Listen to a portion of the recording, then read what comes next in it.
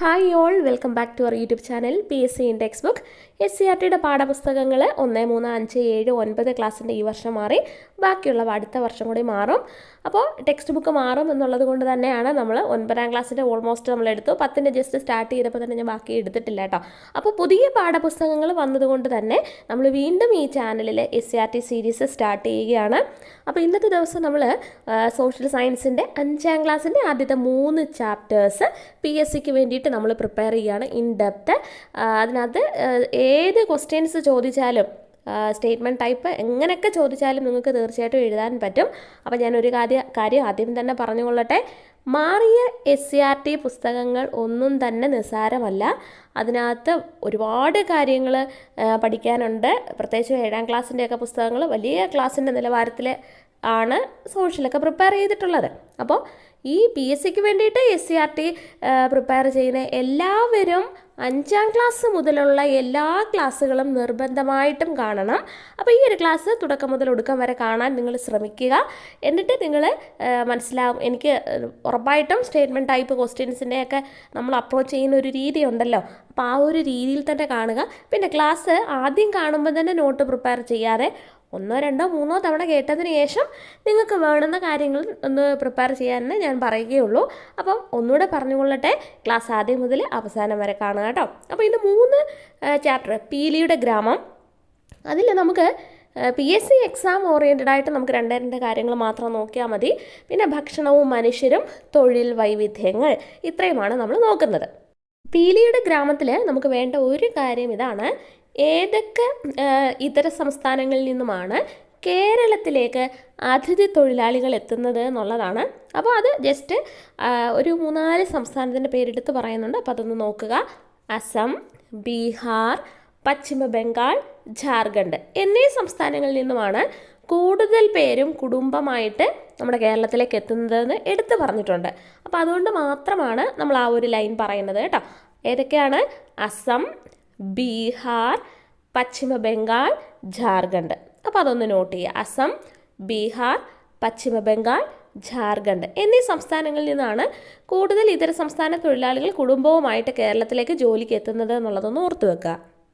പിന്നീട് ഈ ചാപ്റ്ററിൽ കുട്ടികൾ മനസ്സിലാക്കി വെക്കേണ്ട ഒരു കാര്യമാണ് ചേരി എന്താണ് എന്നുള്ളത്. അപ്പോൾ നമുക്ക് ഒരു പോയിന്റ് പോലും മിസ്സാവണ്ട എന്ന് വിചാരിച്ചിട്ടാണ് ഇതും കൂടിയൊക്കെ ഉൾപ്പെടുത്തിയിട്ടുള്ളത് കേട്ടോ. അപ്പോൾ ഒന്ന് ശ്രദ്ധിക്കുക. വളരെ ജനസാന്ദ്രതയുള്ള നഗരപാർപ്പിട മേഖലയെ നമ്മൾ എന്തെന്ന് പറയുന്നത്? ചേരി എന്ന് പറയുന്നത്. നമുക്കറിയാം, ചേരികളിലെ അടിസ്ഥാന സൗകര്യങ്ങൾ പലപ്പോഴും വളരെയധികം കുറവായിരിക്കും. ശുചിത്വ സേവനങ്ങൾ, ശുദ്ധജല വിതരണം, മറ്റടിസ്ഥാന സേവനങ്ങൾ, ഇതൊക്കെ ചേരികളിൽ കാണാറേയില്ല. സാമൂഹികവും സാമ്പത്തികവുമായ പിന്നോക്കാവസ്ഥയും ഉണ്ടോ? പിന്നാക്കം എന്ന് എഴുതിയിരിക്കുന്നത് ഒന്ന് ശ്രദ്ധിക്കുക കേട്ടോ. പിന്നാക്കാവസ്ഥയും സുരക്ഷിതമല്ലാത്ത പാർപ്പിടങ്ങളും ചേരികളുടെ പരിമിതികളാണ്. അപ്പോൾ വളരെ ജനസാന്ദ്രതയുള്ള നഗരപാർപ്പിട മേഖലകളെ നമ്മൾ എന്തെന്ന് പറയുന്നത്? ചേരി എന്ന് പറയുന്നത്. ഇവിടെ അടിസ്ഥാന സൗകര്യങ്ങൾ എപ്പോഴും കുറവായിരിക്കും. ശുചിത്വ സേവനങ്ങൾ, ശുദ്ധജല വിതരണങ്ങൾ, മറ്റടിസ്ഥാന സൗകര്യങ്ങളൊക്കെ ഇവിടെ കുറവായിരിക്കും. അപ്പോൾ ആ ഒരു കാര്യം മനസ്സിലാക്കി വെക്കുക. ഈ 2 കാര്യങ്ങൾ മാത്രമേ ഉള്ളൂ ഫസ്റ്റ് ചാപ്റ്ററിൽ. അടുത്തത് 2ാമത്തെ ചാപ്റ്ററിലേക്കാണ് നമ്മൾ പോകുന്നത്. പിന്നെ അത് ലോക ഭക്ഷ്യദിനം ആചരിക്കുന്നത് എന്നാണ്? ഒക്ടോബർ മാസം 16-ാം തീയതിയാണ്. അതാണ് ആദ്യം തന്നെ നമുക്ക് പഠിക്കാനുള്ള ഒരു പോയിന്റ്. ലോക ഭക്ഷ്യദിനം ആചരിക്കുന്നത് എന്നാണ്? ഒക്ടോബർ മാസം 16-ാം തീയതി. നമുക്കറിയാം, ആദിമകാല മനുഷ്യർ എന്ത് ചെയ്താൽ കാട്ടിൽ അലഞ്ഞു തിരിഞ്ഞ് നടക്കുകയായിരുന്നു. അപ്പോൾ ഇവർ തീയുടെ ഉപയോഗം അറിയാത്തത് കൊണ്ട് തന്നെ അവർക്ക് ലഭ്യമായിട്ടുള്ള കാര്യങ്ങളാണ് അവർ പച്ച മാംസമായിട്ടൊക്കെ കഴിച്ചിരുന്നത് അല്ലേ. എന്നാൽ പിന്നീട് തീ ഉപയോഗിക്കാൻ പരിശീലിച്ചതാണ് നമ്മുടെ മനുഷ്യരുടെ ഭക്ഷണ രീതിയിലുണ്ടായ ഒരു പ്രധാന മാറ്റങ്ങളിൽ ഒന്ന്. അപ്പോൾ തീ എങ്ങനെയാണ് ഉപയോഗിക്കാൻ എന്നത് ഉള്ള കണ്ടുപിടുത്തമാണ് മനുഷ്യരുടെ ഭക്ഷണ രീതിയിൽ ഒരു സുപ്രധാന മാറ്റങ്ങൾക്ക് കാരണമായത് എന്നൊരു കാര്യമുണ്ട്. ഉണങ്ങിയ മരങ്ങൾ തമ്മിൽ ഉരഞ്ഞും പാറയിൽ ഉരഞ്ഞും തീ ഉണ്ടാകുന്നതാണ് മനുഷ്യർ ആദ്യമായിട്ട് കണ്ടത്. പിന്നീട് ഉണക്കമരം പാറയിൽ ഉരച്ചോ കല്ലുകൾ കൂട്ടിമുട്ടിച്ചോ തീ ഉണ്ടാക്കാമെന്ന് ആദിമകാല മനുഷ്യർ മനസ്സിലാക്കിയിരുന്നു. എന്തൊക്കെ സാഹചര്യങ്ങളായിരിക്കാം ആദിമകാല മനുഷ്യരെ ഭക്ഷണ സമ്പാദനത്തിനായിട്ട് മറ്റ് മാർഗങ്ങൾ കണ്ടെത്താൻ നിർബന്ധിതരാക്കിയത്. അപ്പോൾ നമുക്കറിയാം ആദിമകാല മനുഷ്യർ അവർക്ക് കയ്യിൽ കിട്ടിയ വേരുകൾ, കിഴങ്ങുകൾ, ഫലങ്ങളൊക്കെയാണ് അവർ കഴിച്ചുകൊണ്ട് ഇങ്ങനെ ഒരു സ്ഥലത്ത് നിന്ന് മറ്റൊരു സ്ഥലത്തിലേക്ക് പോയിക്കൊണ്ടിരുന്നത്. അപ്പോൾ ഇവർ ഭക്ഷണം സമ്പാദിക്കാൻ വേണ്ടിയിട്ട് കുറേ സാഹചര്യങ്ങൾ ഇവരെ പ്രേരിപ്പിച്ചു. അതെന്തൊക്കെയാണെന്നാണ് നോക്കുന്നത്. ഒന്ന്, ഭക്ഷണത്തിന് ലഭ്യതക്കുറവ്. ഇവർ ഈ കിഴങ്ങുകളും വേരുകളും പഴങ്ങളും ഒക്കെ അവർക്ക് ലഭിക്കാതെ തുടങ്ങി. അതാണ് ഒന്ന്, ഭക്ഷണത്തിന് ലഭ്യതക്കുറവ്. ജനസംഖ്യാ വർധനവ്. അപ്പോൾ ആളുകൾ കൂടുമ്പോൾ അതിനനുസരിച്ചുള്ള ഭക്ഷണവും വേണമല്ലോ, അപ്പോൾ അതവർക്ക് കിട്ടാതെ വന്നു. പിന്നെ പരിസ്ഥിതിയിലുണ്ടായ മാറ്റങ്ങളും ഇവരെ ഭക്ഷണ സമ്പാദനത്തിന് മറ്റു മാർഗങ്ങൾ തേടാൻ വേണ്ടിയിട്ട് പ്രേരിപ്പിച്ചു കേട്ടോ. അപ്പോൾ ഇവർ വേട്ടയാടി പിന്നെ അവർക്ക് അന്നേക്കുള്ള ഭക്ഷണങ്ങളായിരുന്നു അവർ കളക്ട് ചെയ്തിരുന്നത്. ഇതിൽ നിന്നും അവരുടെ ശൈലി ഒന്ന് മാറ്റാൻ അവരെ പ്രേരിപ്പിച്ച കാര്യങ്ങളാണ് നമ്മൾ പറഞ്ഞത്. അപ്പോൾ ഇതിനകത്ത് പറയുന്ന ഒരു 2-3 കാര്യങ്ങൾ, ഭക്ഷണ ആവശ്യത്തിനായിട്ട് ആദിമകാല മനുഷ്യർ ആദ്യം ഇളക്കി വളർത്തിയത് ആട്, ചെമ്മരിയാട് തുടങ്ങിയ മൃഗങ്ങളെ ആയിരുന്നു. എന്നാൽ മനുഷ്യരോട് ആദ്യം ഇണങ്ങിയതും മനുഷ്യർ ആദ്യം ഇണക്കി വളർത്താൻ ആരംഭിച്ചതുമായിട്ടുള്ള മൃഗം ചോദിച്ചാൽ ഏതാണ്? അത് നായയാണ് കേട്ടോ. മനുഷ്യരോട് വേഗം ഇണങ്ങി വളർന്നത് കൊണ്ട് തന്നെ അവരെ വേട്ടയാടലിനൊക്കെ വേണ്ടിയിട്ട് പിന്നീട് അവരെ ഉപയോഗിച്ചിരുന്നു. കൃഷിയിടങ്ങൾക്ക് നമുക്കറിയാം, ഇങ്ങനെ സഞ്ചരിച്ചുകൊണ്ടിരുന്ന മനുഷ്യർ എന്ത് ചെയ്തു? കൃഷി ചെയ്യാൻ തുടങ്ങിയവർ എന്ത് ചെയ്തു? കൃഷി ചെയ്യുന്ന സ്ഥലത്തിന് സമീപത്തായിട്ട് അവർ സ്ഥിര താമസമാക്കാൻ തുടങ്ങി. ഇതെന്തുകൊണ്ടാവാം? ഒന്ന്, കൃഷിയിടങ്ങൾ സംരക്ഷിക്കാൻ വേണ്ടിയിട്ട്. ഭക്ഷണം തേടി അലഞ്ഞു തിരിയേണ്ടി വന്നിട്ടില്ല. കാര്യം എന്താ?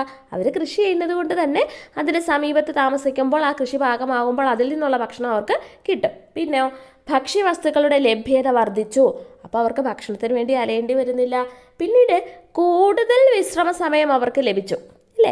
അപ്പോൾ ഇങ്ങനെ രാപകൽ അലഞ്ഞു തിരിയുന്നതിന് പകരം കൃഷി ചെയ്യുക, കൃഷി അവർ നോക്കി നടത്തുക, എന്നിട്ട് അതിൻ്റെ സമീപം എന്ത് ചെയ്യുക? വിശ്രമ ജീവിതം നയിക്കുക. ആ ഒരു 3-4 പോയിൻറ്റും കൂടി ഒന്ന് പറഞ്ഞു എന്നേ ഉള്ളൂ. ഇനി ആദ്യകാല കാർഷിക ഉപകരണങ്ങളുടെ പേര് പറയുന്നുണ്ട്. കമ്പ്, കല്ല്, കൊമ്പ്, എല്ല് എന്നിവയായിരുന്നു മനുഷ്യരുടെ ആദ്യകാല കാർഷിക ഉപകരണങ്ങൾ. നോക്കൂ, ഏതെങ്കിലും രീതിയിൽ നമുക്ക് സ്റ്റേറ്റ്മെൻറ്റ് ടൈപ്പ് ക്വസ്റ്റ്യൻസ് തരുമ്പോൾ നമുക്കറിയാം നമ്മൾ എത്രയൊക്കെ പ്രിപ്പയർ ചെയ്തിട്ട് പോയെന്ന് പറഞ്ഞാലും ആ എക്സാം ഹാളിൽ ആ ഒരു സമയത്തിനുള്ളിൽ നമുക്ക് കമ്പാണോ കല്ലാണോ കൊമ്പ് എല്ല് ഇത് വേറെ എന്തെങ്കിലുമൊക്കെ കൂടി തന്നാൽ പോലും തെറ്റണ്ട എന്നുള്ളത് കൊണ്ടാണ് ഇതൊക്കെ എടുത്ത് പറയുന്നത് കേട്ടോ. അപ്പോൾ ചിലരെങ്കിലും വിചാരിക്കും ഇത്രയും നിസ്സാരമായിട്ടുള്ള കാര്യങ്ങളൊക്കെ എടുത്ത് പറയേണ്ടതുണ്ടോ? പക്ഷേ ഉണ്ട് കേട്ടോ. നമ്മൾ ഒരു പോയിന്റ് പോലും മിസ് ചെയ്യേണ്ട എന്നുള്ളത് കൊണ്ടാണ്. അതുപോലെ തന്നെ ക്ലാസ് കേട്ടിട്ട് അഭിപ്രായങ്ങൾ പറയാൻ മറക്കരുത്. കാര്യം പുതിയ SCERT സീരീസിൻ്റെ ആദ്യത്തെ ക്ലാസ്സാണിത്, പ്രത്യേകിച്ച് 5ാം ക്ലാസ്സിൻ്റെ. ഞാൻ 9ാം ക്ലാസ്സിൻ്റെ നമ്മൾ ജോഗ്രഫി ഒരു ചാപ്റ്റർ 2 ക്ലാസ് ഓൾറെഡി എടുത്തിട്ടുണ്ട്. അതുകൂടാതെ SCERT സ്റ്റാർട്ട് ചെയ്യുന്നത് ഈ ഒരു ക്ലാസ്സിലാണ് കേട്ടോ. ഇനി അപ്പോൾ ഇവർ കൃഷി ചെയ്തോ ബാക്കി വന്ന ഭക്ഷ്യ വസ്തുക്കളൊക്കെ ഇവർ എങ്ങനെയായിരിക്കാം സൂക്ഷിച്ചിട്ടുണ്ടാവുക? ഒന്ന്, മൺപാത്രങ്ങളിൽ, പിന്നെ മൃഗത്തോൽ കൊണ്ട് നിർമ്മിച്ചിട്ടുള്ള സഞ്ചികളിൽ, ഈറ കൊണ്ട് നിർമ്മിച്ച കുട്ടകളിലുമൊക്കെയാണ് ആദ്യകാലങ്ങളിൽ ബാക്കി വന്ന ഭക്ഷ്യവസ്തുക്കൾ സൂക്ഷിച്ചിരുന്നത്. അപ്പോൾ കാർഷിക ഉപകരണങ്ങൾ ഏതൊക്കെയാണ്? കമ്പ്, കല്ല്, കൊമ്പ്, എല്ല്. അപ്പോൾ അറിയാം, വെള്ളത്തിലിട്ടാൽ അലിഞ്ഞു പോകും മൺകട്ട അല്ലേ? എന്നാൽ മണ്ണ് കുഴച്ച് പാത്രങ്ങളായിട്ട് രൂപപ്പെടുത്തി അത് ചുട്ടെടുത്താൽ എന്ത് ചെയ്യാം? വെള്ളം ശേഖരിക്കാം എന്നും ആദിമകാല മനുഷ്യർ മനസ്സിലാക്കിയിരുന്നു.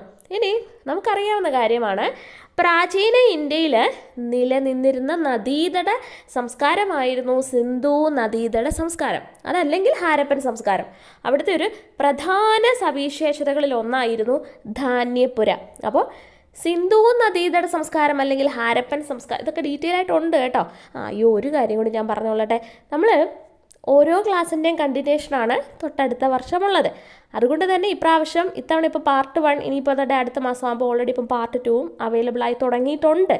ഇപ്പോൾ എല്ലാവർക്കും ഇല്ല, ഇങ്ങനെ വരുന്നുണ്ട്. അപ്പോൾ ഈ 5ാം ക്ലാസ്സിൻ്റെ കണ്ടിന്യൂഷനാണ് 6ാം ക്ലാസ്സിൽ. അതുകൊണ്ടാണ് ഞാൻ ഈ ക്ലാസ്സിൽ എക്സ്ട്രാ പോയിൻറ്റ്സ് പറയാത്തത് കേട്ടോ. അപ്പോൾ നമ്മൾ ടെക്സ്റ്റ് ബുക്ക് പഠിക്കുമ്പോൾ നമ്മളത് മാത്രമേ ഞാൻ പറയുന്നുള്ളൂ. പിന്നെ അത്യാവശ്യമുള്ളത് ഇനി ഒരു ക്ലാസ്സിലും അതിൻ്റെ കണ്ടിന്യൂഷൻ ഇല്ല എന്നുണ്ടെങ്കിൽ തീർച്ചയായിട്ടും അത് അന്നേരം പറയാം കേട്ടോ. അപ്പം സിന്ധു നദീതട സംസ്കാരം അല്ലെങ്കിൽ ഹാരപ്പൻ സംസ്കാരത്തിൻ്റെ പ്രധാന സവിശേഷതകളിൽ ഒന്നാണ് അവിടുത്തെ ധാന്യപ്പുരകൾ.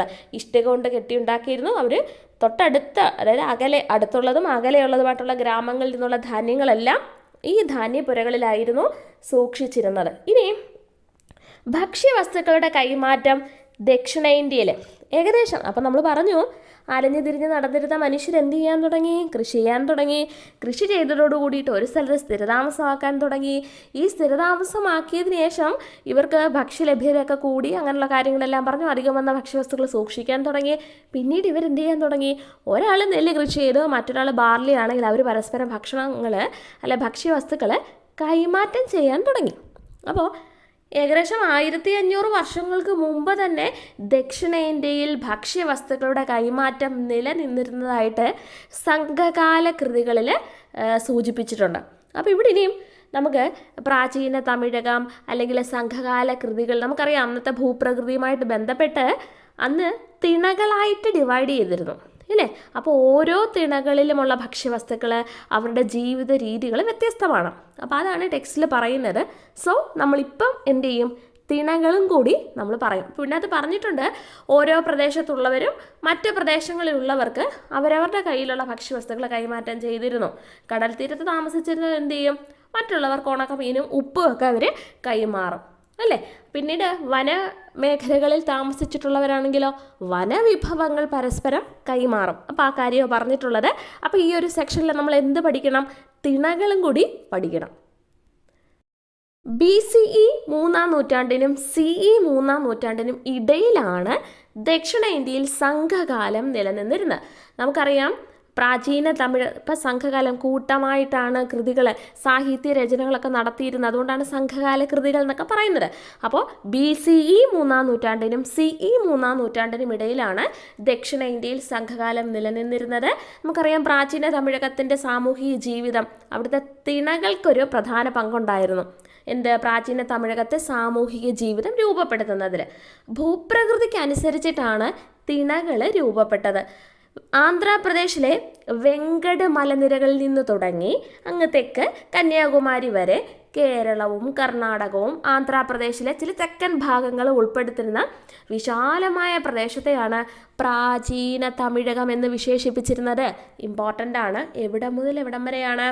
ആന്ധ്രാപ്രദേശിലെ വെങ്കട് മലനിരകളിൽ നിന്ന് തുടങ്ങി അങ്ങ് തെക്ക് കന്യാകുമാരി വരെ ഏതൊക്കെ സംസ്ഥാനങ്ങൾ? കേരളവും കർണാടകവും ആന്ധ്രാപ്രദേശിൻ്റെ ചില തെക്കൻ ഭാഗങ്ങൾ ഉൾപ്പെട്ടിരുന്ന വിശാലമായ പ്രദേശത്തെയാണ് പ്രാചീന തമിഴകം എന്ന് പറയുന്നത്. ഇനിയും ഈ പ്രാചീന തമിഴകത്തെ തന്നെ ഭൂപ്രകൃതിയുടെയും തൊഴിലിൻ്റെയും അടിസ്ഥാനത്തിൽ 5 തിണയായിട്ട് തിരിച്ചിരുന്നു. ഓരോ തിണയിലെയും മനുഷ്യരുടെ ജീവിത രീതികൾ അവിടുത്തെ ഭൂപ്രകൃതിക്ക് അനുസരിച്ചിട്ടാണ് എന്ത് ചെയ്തിരുന്നത്? ക്രമപ്പെടുത്തിയത്. നമുക്ക് നോക്കാം. ഒന്ന് കുറിഞ്ചി. കുറിഞ്ചി എന്ന് പറയുന്നത് കാടും മലയും നിറഞ്ഞ പ്രദേശത്ത് താമസിച്ചിരുന്ന ആളുകളാണ് കുറിഞ്ചി വിഭാഗം. കുറിഞ്ചി എന്ന് പറയുന്ന തിണ കാട്ടിലും മലയിലും ഒക്കെ ആയതുകൊണ്ട് തന്നെ അവരെന്ത് ചെയ്യും? വേട്ടയാടലായിരിക്കും അവരുടെ ഒരു ഉപജീവന മാർഗം. പിന്നെ എന്ത് ചെയ്യും? വനവിഭവങ്ങളുടെ ശേഖരണവും കേട്ടോ. അപ്പോൾ കുറിഞ്ചി എന്ന് പറയുന്നത് കാടും മലയും നിറഞ്ഞ പ്രദേശത്താണ്. എന്നാൽ മുല്ലേ, നമുക്കറിയാം പുല്ലിൻ്റെ ഇടയ്ക്കൊക്കെ ആണ് നമ്മൾ തോട്ടത്തിലൊക്കെ മുല്ല വെക്കുമ്പോൾ അതിൻ്റെ സമീപത്തൊക്കെ എന്ത് ചെയ്യും? പുല്ല് പടരും. അപ്പോൾ പുൽമേടുകളിൽ താമസിച്ചിരുന്നവരാണ് മുല്ലൈ. അപ്പോൾ പുല്ലുള്ളത് കൊണ്ട് തന്നെ അവിടെ എന്ത് ചെയ്യും? കന്നുകാലികളെ വളർത്തും. കന്നുകാലി വളർത്തലാണ് ഉപജീവന മാർഗം. പാലൈ വരണ്ട പ്രദേശത്തൊക്കെയാണ് പാലമരം വളരുന്നത്. പാലൈ എന്ന് പറയുന്നത് വരണ്ട പ്രദേശങ്ങളിലെ ആളുകളെയാണ്. അവരെന്ത് ചെയ്യും? അവിടെ പ്രത്യേകിച്ച് ഒന്നും ഇല്ലാന്നേ. അപ്പോൾ അവരെന്ത് ചെയ്യും? പുല്ലുള്ള സ്ഥലത്ത് കന്നുകാലികളെയൊക്കെ നല്ല രീതിയിൽ വളർത്തുന്നുണ്ടല്ലോ, അതിനെ അവർ അടിച്ചു മാറ്റും. അപ്പോൾ കന്നുകാലി കവർച്ചയാണ്, കൊള്ളയടിക്കലാണ് അവരുടെ തൊഴിൽ കേട്ടോ. പാലൈ തിണയുടെ ഉപജീവന മാർഗം. ഇനിയും മരുതം. വയൽ പ്രദേശം അല്ലെങ്കിൽ ചതുപ്പ് പ്രദേശത്തുള്ളതാണ് മരുതം. അപ്പോൾ വയൽ പ്രദേശം അല്ലെങ്കിൽ ചതുപ്പ് പ്രദേശം എന്നൊക്കെ പറയുമ്പോൾ അവർക്ക് എന്ത് ചെയ്യാൻ പറ്റും? കൃഷി ചെയ്യാൻ പറ്റും. ഇനിയും നെയ്തൽ. തീരപ്രദേശത്ത് താമസിക്കുന്ന തിണയാണ് നെയ്തൽ. അതുകൊണ്ട് തന്നെ മീൻ പിടിക്കൽ, ഉപ്പുണ്ടാക്കലൊക്കെയാണ് ആ ഒരു തിണയുടെ ഉപജീവന മാർഗം എന്ന് പറയുന്നത്. മനസ്സിലായല്ലോ? അപ്പോൾ ആലോചിച്ചോണേ, ആന്ധ്രാപ്രദേശിലെ വെങ്കട് മലനിരകളിൽ നിന്നും ഈ നാണയ വ്യവസ്ഥയൊക്കെ നിലവിൽ വരുന്നതിന് മുമ്പ് എങ്ങനെയായിരിക്കാം? സാധനങ്ങൾ പരസ്പരം കൈമാറ്റം ചെയ്യുന്ന രീതിയായിരുന്നു അല്ലേ? ഇത്തരത്തിൽ സാധനങ്ങൾ കൈമാറ്റം ചെയ്യുന്ന രീതിയെ വിളിക്കുന്ന പേരെന്താണ്? ബാർട്ടർ സമ്പ്രദായം. ബാർട്ടർ സമ്പ്രദായം. ഓക്കെ. സാധനങ്ങൾ കൈമാറ്റം ചെയ്യാൻ തുടങ്ങി. പിന്നീടോ അത് കച്ചവടങ്ങളിലേക്ക് വന്നു. കച്ചവടം ചെയ്യാൻ തുടങ്ങി. പിന്നെ ഇത് ചന്തകളുടെ രൂപീകരണത്തിന് കാരണമായി. ചന്തകൾ പിന്നീട് കച്ചവട കേന്ദ്രങ്ങളായി. കച്ചവട കേന്ദ്രങ്ങളാണ് പിന്നീട് നഗരങ്ങളായിട്ട് രൂപം പ്രാപിച്ചത്. പ്രാചീന കാലം മുതൽ തന്നെ നമ്മുടെ നാടിന് വിദൂര ദേശങ്ങളുമായിട്ട് സാധനങ്ങളുടെ കൈമാറ്റം ഉണ്ടായിരുന്നു. റോമാക്കാർ, ചൈനക്കാർ, അറബികൾ, പേർഷ്യക്കാർ, ജൂതർ എന്നിവരുമായിട്ടാണ് പ്രധാനമായിട്ടും നമ്മുടെ ദേശം സാധനങ്ങൾ കൈമാറ്റം ചെയ്യപ്പെട്ടിരുന്നത് കേട്ടോ. അപ്പോൾ 4 റോമാക്കാർ, ചൈനക്കാർ, അറബികൾ, പേർഷ്യക്കാർ, ജൂതർ. ആ ജൂതർ പ്രത്യേകമൊക്കെ ഒന്ന് ഓർത്ത് വെച്ചേക്കണം കേട്ടോ. ഇനിയും ഈ പിക്ചറിൽ കൊടുത്തിട്ടുള്ളതെല്ലാം സുഗന്ധവ്യഞ്ജനങ്ങളാണ്. അപ്പോൾ ഇതിനെക്കുറിച്ചാണ് നമുക്ക് ഡീറ്റെയിൽ ആയിട്ട് അടുത്തത് എക്സ്ട്രാ നമ്മൾ പഠിക്കേണ്ടത് കേട്ടോ. നമുക്കറിയാം ഇന്ത്യയിലെത്തിയ പോർച്ചുഗീസ് സഞ്ചാരിയാണ് ആര്? Vasco da Gama. പുള്ളിക്കാരൻ ഇവിടുന്ന് തിരിച്ചു പോയപ്പോഴത്തേക്ക് അയാൾക്ക് എത്ര യാത്രാ ചിലവുണ്ടായോ അതിൻ്റെ 60 ഇരട്ടി വിലയുടെ ചരക്കുകളുമായിട്ടാണ് അദ്ദേഹം ഇവിടുന്ന് തിരിച്ചു ചെല്ലുന്നത്. അപ്പോഴത്തേക്ക് പിന്നീട് അവിടുന്ന് എല്ലാവരും ഇങ്ങോട്ട് വരാൻ തുടങ്ങി. പിന്നെ നടന്നത് ചരിത്രമാണ് അല്ലേ. അപ്പോൾ ഇതിനകത്ത് കറുത്ത പൊന്ന് എന്നറിയപ്പെടുന്നത് എന്തിനാണ്? കുരുമുളകിനെയാണ്. അപ്പോൾ ഈ ഓരോ സുഗന്ധവ്യഞ്ജനങ്ങൾ, കുരുമുളക്, ഏലക്ക, കറുവപ്പട്ട, ഗ്രാമ്പൂ, ഇതിനെക്കുറിച്ചെല്ലാം നമ്മൾ ഡീറ്റെയിൽ ആയിട്ട് നോക്കാൻ പോവാണ്. പിന്നീട് വിദേശികൾ ഇവിടോട്ട് കൊണ്ടുവന്ന എക്സ്ട്രാ കുറച്ച് സാധനങ്ങളെക്കുറിച്ച് നമ്മൾ പഠിക്കാൻ പോവാം കേട്ടോ. അപ്പോൾ ഇവിടെ ഓരോന്നിൻ്റെയും ഓരോ സാധനങ്ങളുടെയും തിരിച്ചറിയൽ കാർഡ് തയ്യാറാക്കാൻ വേണ്ടിയിട്ട് കുട്ടികൾക്ക് കൊടുത്തിട്ടുണ്ട്. അപ്പോൾ ഇതും നമുക്ക് നോക്കണം കേട്ടോ. അപ്പോൾ ഇതിനകത്ത് ഒന്ന് ടെക്സ്റ്റ് ബുക്കിൽ തന്നിട്ടുണ്ട്. പേരയ്ക്കായുടെ ജന്മദേശം ഏതാണ്? മെക്സിക്കോ. ഇമ്പോർട്ടൻ്റ് ആണ് കേട്ടോ. പേരയ്ക്കായുടെ ജന്മദേശം ടെക്സ്റ്റിൽ ഇതൊക്കെ ഞാൻ പറഞ്ഞില്ല, നമ്മൾ SCERT ടെക്സ്റ്റ് മാത്രമേ ഞാൻ പറയുന്നുള്ളൂ, എക്സ്ട്രാ ഉള്ള ഒരു കാര്യവും പറയുന്നില്ല. അപ്പോൾ പേരയ്ക്കായുടെ ജന്മദേശം ഏതാണ്? മെക്സിക്കോ. പഠിച്ചോ. ഇനി പേരയ്ക്ക അറിയപ്പെടുന്നത് ഉഷ്ണമേഖലയിലെ ആപ്പിൾ എന്നാണ്. ഉഷ്ണമേഖലയിലെ ആപ്പിൾ എന്നറിയപ്പെടുന്നത് എന്തിനാണ്? പേരയ്ക്കയാണ്. പോർച്ചുഗീസുകാരാണ് പേരയ്ക്കയെ ഇന്ത്യയിലെത്തിച്ചത്. വൈറ്റമിൻ A, B, C ഒക്കെ ഇതിനകത്ത് അടങ്ങിയിട്ടുണ്ട്. അപ്പോൾ ഉഷ്ണമേഖലയിലെ ആപ്പിള്, മെക്സിക്കോ ആണ് ജന്മദേശം. പേരയ്ക്ക, ഇപ്പോൾ പായിലുള്ള കുറേ സാധനം, പുകയില, പപ്പായ, ഇതെല്ലാം പായിലുള്ള ആളുകൾ തന്നെയാണ് ഇവിടോട്ട് കൊണ്ടുവന്നത്. അപ്പോൾ പോർച്ചുഗീസുകാരാണ് പേരയ്ക്കയെ ഇന്ത്യയിലെത്തിച്ചത്. അപ്പോൾ ഈ കുരുമുളകിനെ കുറിച്ചാണ് നമ്മൾ നോക്കുന്നത്. സുഗന്ധവ്യഞ്ജനങ്ങളുടെ രാജാവ് എന്നറിയപ്പെടുന്നത് ആരെയാണ്? ഇതൊന്നും തിരിയരുത് കേട്ടോ. നമ്മൾ കുറേ ഇങ്ങനെ വായിച്ചു കഴിയുമ്പോഴത്തേക്ക് രാജാവ് ഏതാ, റാണി ഏതാ, രാജകുമാരി ഏതാ, ഇതൊക്കെ എല്ലാം നമുക്ക് തിരിയും, സ്വാഭാവികം. അപ്പോൾ പഠിക്കുന്നത് ഉറച്ച് നമ്മൾക്ക് പഠിച്ച് മുന്നോട്ട് പോകാം. അപ്പോൾ സുഗന്ധവ്യഞ്ജനങ്ങളുടെ രാജാവ് എന്നറിയപ്പെടുന്നത് കുരുമുളകിനെയാണ്. കുരുമുളകിൻ്റെ ജന്മദേശം ദക്ഷിണേന്ത്യയിലാണ് കേട്ടോ. കുരുമുളകിൻ്റെ ജന്മദേശം ദക്ഷിണേന്ത്യയാണ്. പ്രോട്ടീൻ, കാർബോഹൈഡ്രേറ്റ്, കൊഴുപ്പ്, വിറ്റാമിനുകൾ, ധാതുക്കൾ, ഇതൊക്കെ ധാരാളമായിട്ട് കുരുമുളകിൽ അടങ്ങിയിട്ടുണ്ട്. കുരുമുളകിന് എരിവ് നൽകുന്ന ഘടകം ഏതാണ്? പെപ്പറിൻ. പെപ്പർ നമുക്കറിയാം, അതിന് എരിവ് നൽകുന്ന ഘടകം ഏതാണ്? പെപ്പറിൻ എന്ന് പറയുന്ന വസ്തുവാണ് കേട്ടോ. ഇത് ഭക്ഷണ പദാർത്ഥങ്ങൾക്ക് രുചിയും മണവും നൽകാൻ വേണ്ടിയിട്ടും ഔഷധമായിട്ടും കുരുമുളക് ഉപയോഗിക്കാറുണ്ട്. അടുത്ത ഇമ്പോർട്ടൻ്റ് ആണ്. അന്തർദേശീയ വിപണിയിൽ 1ാം സ്ഥാനമുള്ള സുഗന്ധവ്യഞ്ജനമാണ് ഏത്? കുരുമുളക്. അപ്പോൾ അന്തർദേശീയ വിപണിയിൽ 1ാം സ്ഥാനമുള്ള സുഗന്ധവ്യഞ്ജനമാണ് കുരുമുളക്. സുഗന്ധവ്യഞ്ജനങ്ങളുടെ രാജാവ് എന്നറിയപ്പെടുന്നു. പെപ്പറിൻ എന്ന് പറയുന്ന ഘടകമാണ് എന്ത് ചെയ്യുന്നത്? ഇതിന് എരിവ് നൽകുന്നത് കേട്ടോ. അടുത്തത് കറുവപ്പട്ടയാണ്. ഇമ്പോർട്ടൻ്റ് ആണ്. ലോകത്തിലെ ഏറ്റവും പഴക്കമേറിയ കറുവപ്പട്ട മരങ്ങളുടെ കൃഷിത്തോട്ടം കേരളത്തിലാണ്. എവിടാ? കണ്ണൂർ ജില്ലയിലെ അഞ്ചരക്കണ്ടിയിലാണ് എന്ത് ചെയ്യുന്നത്? ഈ പുരാതനമായിട്ടുള്ള കറുവാത്തോട്ടം സ്ഥിതി ചെയ്യുന്നത്. ഒരുപാട് തവണ ചോദിച്ചിട്ടുള്ളതാണ്. അപ്പോൾ അഞ്ചരക്കണ്ടി എവിടാണ്? കണ്ണൂർ ജില്ലയിലാണ്. പ്രത്യേകത എന്താ? ലോകത്തിലെ തന്നെ ഏറ്റവും പഴക്കമേറിയ കറുവപ്പട്ട മരങ്ങളുടെ തോട്ടം സ്ഥിതി ചെയ്യുന്നത് കണ്ണൂർ ജില്ലയിലെ അഞ്ചരക്കണ്ടിയിലാണ്. ഓർമ്മയുണ്ടല്ലോ, പഠിച്ചല്ലോ അല്ലേ. നമുക്ക് അടുത്ത് നോക്കാം. ഏലം. സുഗന്ധവ്യഞ്ജനങ്ങളുടെ റാണി എന്നറിയപ്പെടുന്നത് ആരെയാണ്? ഏലത്തിനെയാണ് കേട്ടോ. ഇനി എവിടൊക്കെ ഇത് ധാരാളമായിട്ട് കൃഷി ചെയ്യുന്നത്? ഒന്ന് ഏലം കേരളത്തിൽ, പിന്നെ ഒന്ന് ആസാമിലാണ് കേട്ടോ. കേരളത്തിലും ആസാമിലുമാണ് ഇത് ധാരാളമായിട്ട് കൃഷി ചെയ്യുന്നത്. ഇനി ഏലത്തിൻ്റെ ജന്മദേശം എന്ന് പറയുന്നത് ഇന്തോനേഷ്യ, ഇന്ത്യൻ ഉപഭൂഖണ്ഡം, ഇവിടങ്ങളിലൊക്കെ ആയിട്ടാണ് ഏലം ആദ്യമായിട്ടുണ്ടായെന്നാണ് പറയുന്നത് കേട്ടോ. അപ്പോൾ ഇന്തോനേഷ്യ, ഇന്ത്യൻ ഉപഭൂഖണ്ഡം. ഓക്കെ. ഇനിയും ജാതിക്കയാണ്. ഔഷധ ഗുണം നിറഞ്ഞൊരു സുഗന്ധവ്യഞ്ജനമാണ് ജാതിക്ക. ഇനി ഇത് എവിടൊക്കെയാണ് കൂടുതലായിട്ട് വളരുന്നത്? കർണാടകയിലും കേരളത്തിലെ പശ്ചിമഘട്ടത്തോട് ചേർന്ന പ്രദേശങ്ങളിലുമാണ് ജാതിമരം സമൃദ്ധമായിട്ട് വളരുന്നത്.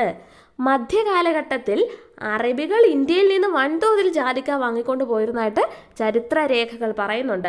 ഇതെന്തിനു വേണ്ടിയിട്ടാണ്? ഭക്ഷ്യവസ്തുക്കൾക്ക് സ്വാദ് നൽകുന്നതിനും സുഗന്ധദ്രവ്യങ്ങൾ, ഔഷധങ്ങൾ എന്നിവയുടെ നിർമ്മാണത്തിനുമാണ് ജാതിക്ക പ്രധാനമായിട്ടും ഉപയോഗിച്ചു വരുന്നത്. അപ്പോൾ പ്രധാനമായിട്ടുള്ള കാര്യങ്ങൾ കർണാടകയിലും പിന്നെ നമ്മുടെ കേരളത്തിലെ പശ്ചിമഘട്ടത്തോട് ചേർന്ന പ്രദേശങ്ങളിലുമായിട്ടാണ് ഇത് സമൃദ്ധമായിട്ട് വളരുന്നത്. അറബികളാണ് ഇവിടുന്ന് കുറേ വൻതോതിൽ ഇവിടുന്ന് ജാതിക്ക കൊണ്ടുപോയിരുന്നതെന്ന് മധ്യകാലഘട്ടത്തിൽ കേട്ടോ. അടുത്തത് ഗ്രാമ്പു. വളരെ പ്രധാനപ്പെട്ടതാണ്. നമ്മൾ കുരുമുളകിൻ്റെ ഒരെണ്ണം പറഞ്ഞു, അന്തർദേശീയ വിപണിയിൽ 1ാം സ്ഥാനമുള്ളതെന്ന് പറഞ്ഞു. അടുത്തത് ഗ്രാമ്പു ആണ്. അന്തർദേശീയ വിപണിയിൽ ഏറ്റവും കൂടുതൽ പ്രാധാന്യമുള്ള 2ാമത്തെ സുഗന്ധവ്യഞ്ജനമാണ് ഗ്രാമ്പു കേട്ടോ. മസാലകളിൽ ധാരാളമായിട്ട് ഉപയോഗിക്കുന്നുണ്ട്. ഇനിയും കേരളത്തിലും തമിഴ്നാട്ടിലുമാണ് ഗ്രാമ്പു പ്രധാനമായിട്ടും കൃഷി ചെയ്യുന്നതെന്ന് എടുത്തു പറഞ്ഞിട്ടുണ്ട് കേട്ടോ. കേരളം, തമിഴ്നാട്. ചൈനക്കാരാണ് ആദ്യമായി ഗ്രാമ്പു സുഗന്ധവ്യഞ്ജനമായിട്ട് ഉപയോഗിച്ചു തുടങ്ങിയത്. ഇമ്പോർട്ടൻ്റ് ആണ്. ആരാണ്? ചൈനക്കാരാണ് ആദ്യമായി ഗ്രാമ്പു സുഗന്ധവ്യഞ്ജനമായിട്ട് ഉപയോഗിച്ച് തുടങ്ങിയത്. ഗ്രാമ്പുവിൻ്റെ പൂമൊട്ടുകൾ ഉണക്കിയെടുത്താണ് ഉപയോഗിക്കുന്നത്. പ്രോട്ടീൻ, ഇരുമ്പ്, കൊഴുപ്പ്, അന്നജം, കാൽസ്യം, ഫോസ്ഫറസ് എന്നിവ ഗ്രാമ്പുവിൽ അടങ്ങിയിട്ടുണ്ട്. അപ്പം പ്രധാനപ്പെട്ട പോയിന്റുകൾ മനസ്സിലായേ? ചൈനക്കാരാണ് ആദ്യമായിട്ട് ഗ്രാമ്പു സുഗന്ധവ്യഞ്ജനമായിട്ട് ഉപയോഗിച്ചിരുന്നത്. അതേപോലെ തന്നെ കേരളത്തിലും തമിഴ്നാട്ടിലുമാണ് പ്രധാനമായിട്ടും ഗ്രാമ്പു കൃഷി ചെയ്യുന്നത്. അത് ഇഞ്ചിയെക്കുറിച്ചാണ്. ഇഞ്ചി ഔഷധമായും സുഗന്ധവ്യഞ്ജനമായിട്ടും ഉപയോഗിക്കുന്നുണ്ട്. ഇഞ്ചിയുടെ ജന്മദേശം ഇന്ത്യയോ മലേഷ്യയോ ആണെന്ന് കരുതപ്പെടുന്നു.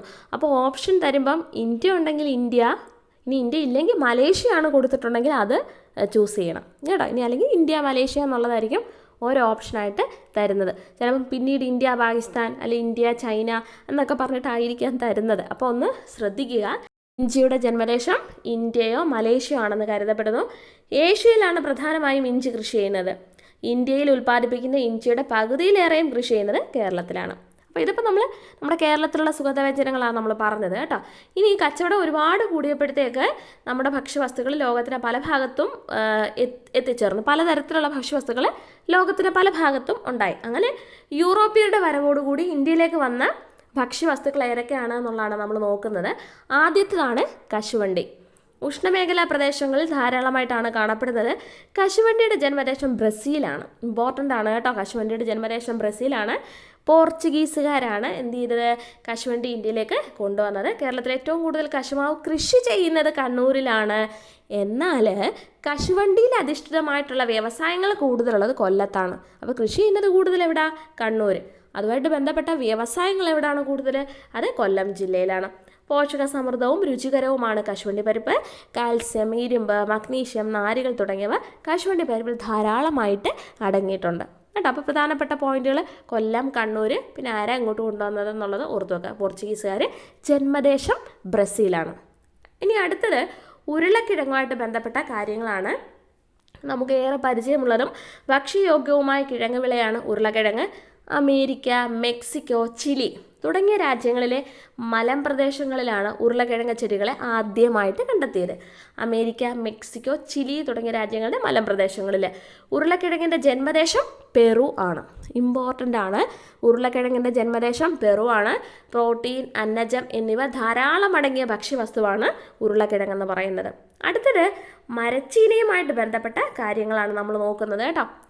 തെക്കേ അമേരിക്ക, ആഫ്രിക്ക, ഇന്തോനേഷ്യ, ഇന്ത്യ തുടങ്ങിയ ലോകത്തിൻ്റെ മിക്ക രാജ്യങ്ങളിലും കൃഷി ചെയ്യപ്പെടുന്ന ഒരു ഹ്രസ്വകാല വിളയാണ് മരച്ചീനി എന്ന് പറയുന്നത്. അതായത് വർഷങ്ങളൊന്നും വേണ്ടല്ലോ നമ്മൾ നട്ടിട്ട് അതിനകത്തുനിന്ന് വിളവെടുക്കാൻ വേണ്ടിയിട്ട്. മരച്ചീനി കേരളത്തിൽ പ്രചരിപ്പിച്ചത് തിരുവിതാംകൂർ ഭരിച്ചിരുന്ന വിശാഖം തിരുനാൾ മഹാരാജാവിൻ്റെ ഭരണകാലത്തായിരുന്നു. 2ാം ലോക മഹായുദ്ധത്തുണ്ടായിരുന്ന ഭക്ഷ്യക്ഷാമത്തിൽ നിന്ന് നമ്മുടെ കേരളത്തെ രക്ഷിച്ചതാരാ? ഈ മരച്ചീനി അല്ലെങ്കിൽ കപ്പയാണ്. തിരുവനന്തപുരത്തെ കിഴങ്ങുവിള ഗവേഷണ കേന്ദ്രം. അപ്പോൾ കിഴങ്ങുവിള ഗവേഷണ കേന്ദ്രം എവിടെയാണ്? തിരുവനന്തപുരത്താണ്. ഇവരാദ്യമായിട്ട് വികസിപ്പിച്ച അത്യുൽപാദന ശേഷിയുള്ള മരച്ചീനിക്ക് നൽകിയ പേരെന്താണ്? ശ്രീ വിശാഖം. അപ്പോൾ തിരുവിതാംകൂർ ഭരിച്ചിരുന്ന വിശാഖം തിരുനാൾ മഹാരാജാവായിരുന്നു കേരളത്തിൽ മരച്ചീനി ഏറ്റവും കൂടുതൽ പ്രോത്സാഹിപ്പിച്ചത്. അതുകൊണ്ട് തന്നെ തിരുവനന്തപുരത്തെ കിഴങ്ങുവിള ഗവേഷണ കേന്ദ്രം ആദ്യമായിട്ട് വികസിപ്പിച്ചെടുത്ത അത്യുൽപാദന ശേഷിയുള്ള മരച്ചീനിക്ക് നൽകിയ പേര് ശ്രീ വിശാഖം എന്നായിരുന്നു കേട്ടോ. അടുത്തത് പപ്പായ. ഇന്ന് മിക്ക ഉഷ്ണമേഖലാ രാജ്യങ്ങളിലും പപ്പായ കൃഷി ചെയ്ത് വരുന്നു. അമേരിക്കയാണ് പപ്പായയുടെ ജന്മദേശം കേട്ടോ. അപ്പോൾ ഉരുളക്കിഴങ്ങിൻ്റെ ഏതാ? പെറു ആണ് കേട്ടോ, അത് ഓർത്ത് വെക്കണേ. പപ്പായയുടെ ഏതാണ്? ആള് ഫോറിനാണ് കേട്ടോ, അമേരിക്കയാണ് പപ്പായയുടെ ജന്മദേശം. പോഷകമൂല്യങ്ങളുടെ കാര്യത്തിൽ വളരെ മുൻപന്തിയിൽ നിൽക്കുന്ന ഒരു പഴമാണ് പപ്പായ. ഇരുമ്പ്, calcium, vitamin A, B, C തുടങ്ങിയവ പപ്പായയിൽ ധാരാളമായിട്ട് അടങ്ങിയിരിക്കുന്നു. അപ്പോൾ ഉഷ്ണമേഖലാ രാജ്യങ്ങളിൽ എല്ലായിടും ഒരുവിധപ്പെട്ടത് ഇപ്പോൾ കൃഷി ചെയ്യുന്നുണ്ട്. അമേരിക്കയാണ് പപ്പായ അല്ലെങ്കിൽ ഓമയ്ക്കയുടെ ജന്മദേശം എന്ന് പറയുന്നത്. കൈതച്ചക്കയാണ്. ഹരിത കിരീടം വെച്ച്, ശരി, ഒരു കിരീടം പോലെ തന്നെ ഉണ്ടല്ലോ അതിൻ്റെ മുകൾ ഭാഗം, രാജകീയ പ്രൗഢിയോടെ നിൽക്കുന്ന ഫലമാണ് കൈതച്ചക്ക. ഇതിനെ അറിയപ്പെടുന്നത് സ്വർഗീയ ഫലം എന്നാണ് കേട്ടോ. അപ്പോൾ സ്വർഗീയ ഫലം എന്നറിയപ്പെടുന്നത് എന്തിനാണ്? കൈതച്ചക്കയാണ്. ഉഷ്ണമേഖലയിലെ ആപ്പിൾ എന്നറിയപ്പെടുന്നത് പേരക്കയാണ്. സ്വർഗീയ ഫലം എന്നറിയപ്പെടുന്നത് കൈതച്ചക്ക. ഇന്ത്യയിൽ കൈതച്ചക്ക പ്രചരിപ്പിച്ചത് പോർച്ചുഗീസുകാരാണ്. കൈതച്ചക്കയുടെ ജന്മദേശവും ഏതാണ്? ബ്രസീലാണ്. കശുവണ്ടിയുടെ ജന്മദേശവും ബ്രസീലായിരുന്നു. കൈതച്ചക്കയുടെ ജന്മദേശവും ഏതാണ്? ബ്രസീലാണ്. ഇന്ത്യയിൽ കൈതച്ചക്ക പ്രചരിപ്പിച്ചത് പോർച്ചുഗീസുകാരാണ്. ഫിലിപ്പീൻസിൽ ഇതിൻ്റെ ഇലകൾ ഉപയോഗിച്ച് വസ്ത്രങ്ങൾ നിർമ്മിച്ചു വരുന്നു എന്നാണ് കേട്ടോ പറയുന്നത്. ദഹനത്തിന് വളരെ അനുയോജ്യമായ ഫലമാണ് കൈതച്ചക്ക എന്ന് പറയുന്നത്. ഭക്ഷണവും അസമത്വവും. പണ്ട് കാലത്ത് പല രീതിയിലുള്ള അസമത്വങ്ങളുണ്ടായിരുന്നു അല്ലേ. അപ്പോൾ അതിനകത്ത് എല്ലാ വിഭാഗങ്ങളിൽ നിന്നുള്ള ആളുകൾക്ക് ഒരുമിച്ചിരുന്നൊന്നും ഭക്ഷണം കഴിക്കാൻ അന്ന് പറ്റത്തേ ഇല്ലായിരുന്നു. അപ്പോൾ ഇത്തരത്തിലുള്ള വിവേചനത്തിനെതിരെ പോരാടിയ ഒരു സാമൂഹ്യ പരിഷ്കർത്താവാണ് സഹോദരൻ അയ്യപ്പൻ. അദ്ദേഹത്തിൻ്റെ നേതൃത്വത്തിൽ എറണാകുളത്തെ ചെറായിൽ മിശ്രഭോജനം നടത്തുകയുണ്ടായി. 1917 മെയ് മാസം 29 വിവിധ ജാതിക്കാരെ ഒന്നിച്ചിരുത്തി അദ്ദേഹം എന്ത് ചെയ്തത്? എറണാകുളം ജില്ലയിലെ ചെറായിൽ വെച്ചിട്ട് മിശ്രഭോജനം സംഘടിപ്പിച്ചത്. അപ്പോൾ ഡേറ്റ് ഓർത്തു വെക്കുക, 1917 മെയ് 29. എവിടാ? എറണാകുളം ജില്ലയിലെ ചെറായിൽ വെച്ചിട്ടാണ് പല ജാതിയിലുള്ള ആളുകൾ ഒരുമിച്ചിരുന്ന് ഭക്ഷണം കഴിക്കാൻ വേണ്ടിയിട്ട് മിശ്രഭോജനം അദ്ദേഹം സംഘടിപ്പിച്ചത് കേട്ടോ. അപ്പോൾ നമ്മുടെ കേരളത്തിൽ നിലനിന്നിരുന്ന സാമൂഹികമായിട്ടുള്ള അസമത്വത്തിനെയാണ് ഇങ്ങനെയുള്ള കാര്യങ്ങളൊക്കെ വെളിവാക്കുന്നത്. ജാതി വ്യവസ്ഥയാണ് ഈ അസമത്വത്തിന് കാരണമായത്. എന്തൊക്കെയാകാം പട്ടിണിക്കുള്ള കാരണങ്ങൾ? കാലാവസ്ഥയിലുണ്ടാകുന്ന മാറ്റങ്ങൾ, യുദ്ധം, തൊഴിലില്ലായ്മ, അതേപോലെ തന്നെ സമ്പത്തിൻ്റെ വിതരണത്തിലുള്ള അസമത്വം, ഇതെല്ലാം പട്ടിണിക്കുള്ള കാരണങ്ങളാണ്. ഏതൊക്കെയാണ്? കാലാവസ്ഥയിലുണ്ടാകുന്ന മാറ്റങ്ങൾ, യുദ്ധം, തൊഴിലില്ലായ്മ, അതേപോലെ തന്നെ സമ്പത്തിൻ്റെ വിതരണത്തിലുണ്ടാകുന്ന അസമത്വം, ചിലരിൽ മാത്രം സമ്പത്ത് കേന്ദ്രീകരിക്കുക. അപ്പോൾ ഇതൊക്കെ പട്ടിണിക്കുണ്ടാകുന്ന കാരണങ്ങളാണ്. അപ്പോൾ ഇതിനകത്ത് പ്രത്യേകം പറയുന്നുണ്ട് ബംഗാളിലെ ഭക്ഷ്യക്ഷാമത്തെക്കുറിച്ച്. 1943 ബംഗാളിൽ എന്തുണ്ടായത്? ഭക്ഷ്യക്ഷാമം ഉണ്ടായത്. ബ്രിട്ടീഷ് ഭരണകാലത്തെ അമിതമായ സാമ്പത്തിക ചൂഷണം ഇന്ത്യയിലെ ഭക്ഷ്യക്ഷാമത്തിന് കാരണമാവുകയും ഒരുപാട് പേര്, ഏകദേശം ബംഗാളിൽ ഭക്ഷ്യക്ഷാമം ഉണ്ടായ സമയത്ത് 30 ലക്ഷം പേരാണ് പട്ടിണി മൂലം മരണപ്പെട്ടെന്നാണ് പറയുന്നത് കേട്ടോ. അപ്പോൾ ബംഗാളിൽ ഭക്ഷ്യക്ഷാമം നടന്ന ആ ഒരു വർഷം ഇമ്പോർട്ടൻ്റ് ആണ്. 1943 ബംഗാളിലെ ജനങ്ങളുടെ പ്രധാനപ്പെട്ട ഉപജീവന മാർഗം കൃഷിയാണ്. ബംഗാൾ തീരത്തുണ്ടായ ശക്തമായ കൊടുങ്കാറ്റിൻ്റെ ഫലമായി അവിടുത്തെ നെൽകൃഷി എന്ത് ചെയ്തിരുന്നു? വ്യാപകമായി നശിച്ചു. ഇതാണ് ബംഗാളിലെ ഭക്ഷ്യക്ഷാമത്തിനുണ്ടായ ഒരു കാരണം കേട്ടോ. ഒന്ന് സാമ്പത്തിക ചൂഷണം, പിന്നീട് ഈ നെൽകൃഷിയൊക്കെ കൊടുങ്കാറ്റിൻ്റെ ഫലമായിട്ട് നശിച്ചു പോയത് വൻതോതിൽ കേട്ടോ. 1943 ബംഗാളിലെ ഭക്ഷ്യക്ഷാമം ഉണ്ടായത്. ആഫ്രിക്കൻ രാജ്യമായ സുഡാൻ്റെ തെക്കൻ പ്രദേശത്ത് പട്ടിണി മൂലം വിശന്നു വീണ ഒരു കുട്ടിയും ആ കുട്ടിയെ ഭക്ഷണമാക്കാൻ കാത്തു നിൽക്കുന്ന ഒരു കഴുകൻ്റെ ചിത്രവുമാണ് ഫേമസ് ആയിട്ടുള്ളത്. അപ്പം 1993 മാർച്ച് 26 ന്യൂയോർക്ക് ടൈംസ് പ്രസിദ്ധീകരിച്ച കെവിൻ കാർട്ടറുടെ അദ്ദേഹമാണ് ഈ ഒരു ചിത്രം എടുത്തത്. അത് പട്ടിണി കിടന്ന് എല്ലാം തോലുമായിട്ടുള്ള ഒരു കുട്ടിയും ആ കുട്ടിയെ ഭക്ഷിക്കാൻ ഊഴം കാത്തു നിൽക്കുന്ന ഒരു കഴുകൻ്റെ ചിത്രവും 1993 മെയ് മാസം 26 ന്യൂയോർക്ക് ടൈംസ് പ്രസിദ്ധീകരിച്ച കെവിൻ കാർട്ടറുടേതായിരുന്നു ആ ഒരു ചിത്രം എന്ന് പറയുന്നത്. അപ്പോൾ ഇവിടെ ആഭ്യന്തര യുദ്ധം കാരണമാണ് സുഡാനിലെ ഇത്രയൊക്കെ നരകയാതന അവിടെ അനുഭവിച്ചിരുന്നത്. അപ്പോൾ UN ഈ സുഡാനിലേക്ക് ഭക്ഷണം എത്തിക്കാനുള്ള UNൻ്റെ പദ്ധതിയാണ് operation life line Sudan. Operation life line Sudan. അപ്പോൾ ഈ രണ്ട് കാര്യങ്ങൾ ഓർത്തിരിക്കുക കേട്ടോ. 1996 മാർച്ച് മാസം 26 ന്യൂയോർക്ക് ടൈംസിൽ പ്രസിദ്ധീകരിച്ച കെവിൻ കാർട്ടറുടെ ചിത്രമായിരുന്നു ഈ കുട്ടിയുടെയും കഴുകൻ്റെയും. പിന്നെ UNൻ്റെ പദ്ധതി, ഈ സുഡാനിലേക്ക് ഭക്ഷണം എത്തിക്കാനുള്ള UNൻ്റെ പദ്ധതിയാണ് ഓപ്പറേഷൻ ലൈഫ് ലൈൻ സുഡാൻ. ഇത്രയുമാണ് ഇതിനകത്ത് നമുക്ക് വേണ്ട കാര്യങ്ങൾ. നമ്മൾ ചാപ്റ്റർ തുടങ്ങിയപ്പോൾ തന്നെ പറഞ്ഞു, ഓരോ വർഷവും ഒക്ടോബർ മാസം 16-ാം തീയതിയാണ് ലോക ഭക്ഷ്യദിനമായിട്ട് ആചരിക്കുന്നത്. ദാരിദ്ര്യ നിർമ്മാർജ്ജനത്തിനായി കേരള സർക്കാർ രൂപം കൊടുത്തിട്ടുള്ള പദ്ധതിയാണ് കുടുംബശ്രീ മിഷൻ. അപ്പോൾ ദാരിദ്ര്യ നിർമ്മാർജ്ജനത്തിനായി ഗവൺമെൻറ്റുകൾ ഒരുപാട് പദ്ധതികൾ കൊണ്ടുവരുന്നുണ്ട്. അപ്പോൾ ഇതിൽ കേരള സർക്കാർ രൂപം കൊടുത്തിട്ടുള്ള പദ്ധതിയാണ് കുടുംബശ്രീ മിഷൻ എന്ന് പറയുന്നത്. അടുത്തത് ദേശീയ ഭക്ഷ്യസുരക്ഷാ നിയമം 2013 നമുക്ക് പഠിക്കാനുള്ളത് കേട്ടോ. ദേശീയ ഭക്ഷ്യസുരക്ഷാ നിയമം 2013. ഇതിൽ ദേശീയ ഭക്ഷ്യസുരക്ഷാ നിയമം 2013 നിലവിൽ വന്നു. എല്ലാവർക്കും ഭക്ഷ്യസുരക്ഷ ഉറപ്പാക്കുക എന്നതാണ് ഈ നിയമത്തിൻ്റെ ലക്ഷ്യം എന്ന് പറയുന്നത്. ഈ ലക്ഷ്യം മുൻനിർത്തി പ്രവർത്തിക്കുന്ന ശക്തമായ ഒരു പൊതുവിതരണ സംവിധാനം നമ്മുടെ രാജ്യത്ത് നിലവിലുണ്ട്. 2013 ഇന്ത്യൻ പാർലമെൻറ്റ് പാസ്സാക്കിയ ഈ നിയമപ്രകാരം ഭക്ഷ്യസുരക്ഷ സർക്കാരിൻ്റെ കടമയാണ്. പോഷകമൂല്യമുള്ളതും ഗുണമേന്മയുള്ളതുമായ ഭക്ഷ്യവസ്തുക്കൾ മിതമായ വിലയ്ക്ക് എല്ലാവർക്കും ലഭ്യമാക്കുക എന്നതാണ് ഈ ഒരു നിയമത്തിൻ്റെ പ്രധാനപ്പെട്ട ലക്ഷ്യം എന്ന് പറയുന്നത്. ഭക്ഷ്യവസ്തുക്കളുടെ ലഭ്യത പൗരന്മാരുടെ നിയമപരമായ അവകാശമാണ്. ഇന്ത്യ ഗവൺമെൻറ്റിൻ്റെ ഭക്ഷ്യസുരക്ഷാ നിയമപ്രകാരം ഉച്ചഭക്ഷണ പദ്ധതി, പൊതുവിതരണ സംവിധാനം, സംയോജിത ശിശു വികസന സേവന പരിപാടി എന്നിവ നടപ്പിലാക്കി വരുന്നു. അപ്പോൾ 2013 ഭക്ഷ്യസുരക്ഷാ നിയമപ്രകാരമാണ് ഇതൊക്കെ നടപ്പിലാക്കി വരുന്നത്. അപ്പോൾ ഈ നിയമപ്രകാരം ഭക്ഷ്യസുരക്ഷ സർക്കാരിൻ്റെ കടമയാണ്. പിന്നീട് ഭക്ഷ്യവസ്തുക്കളുടെ ലഭ്യത പൗരന്മാരുടെ നിയമപരമായിട്ടുള്ള അവകാശമാണ്. 2023 UN അന്താരാഷ്ട്ര ചെറുധാന്യ വർഷമായിട്ടാണ് ആചരിക്കുന്നത്. 2023 അന്താരാഷ്ട്ര ചെറുധാന്യ വർഷം. അപ്പോൾ ഇതിൻ്റെ പ്രധാന ലക്ഷ്യം എന്താണ്? ചെറുധാന്യങ്ങളുടെ ഉൽപ്പാദനവും ഉപഭോഗവും പ്രോത്സാഹിപ്പിക്കുക എന്നതാണ് ഈ 2023 നമ്മൾ അന്താരാഷ്ട്ര ചെറുധാന്യ വർഷമായിട്ട് ആചരിക്കുന്നതിൻ്റെ പിന്നിലുള്ള ലക്ഷ്യം. ഓക്കെ, അപ്പോൾ പുല്ലുവർഗത്തിൽപ്പെടുന്ന ധാന്യവിളകളാണ് ചെറുധാന്യങ്ങൾ എന്ന് പറയുന്നത്. അതിനുള്ള ഉദാഹരണങ്ങൾ നോക്കണേ. ജോവർ, റാഗി, വരക്, തിന. ഈ വരക് നമ്മൾ സൂപ്പർ മാർക്കറ്റിലൊക്കെ പോകുമ്പോൾ ഇപ്പോൾ അവിടെ ഇങ്ങനെ എഴുതി വെച്ചിട്ടുണ്ടല്ലോ വരക് എന്നൊക്കെ പറഞ്ഞിട്ട്. മില്ലറ്റ്സിനൊക്കെ വേണ്ടിയിട്ട് സെപ്പറേറ്റ് സെക്ഷൻ ഉണ്ട്. എന്തോ വരകെന്നൊന്നും അറിയത്തില്ല, എന്തായാലും നോക്കുക.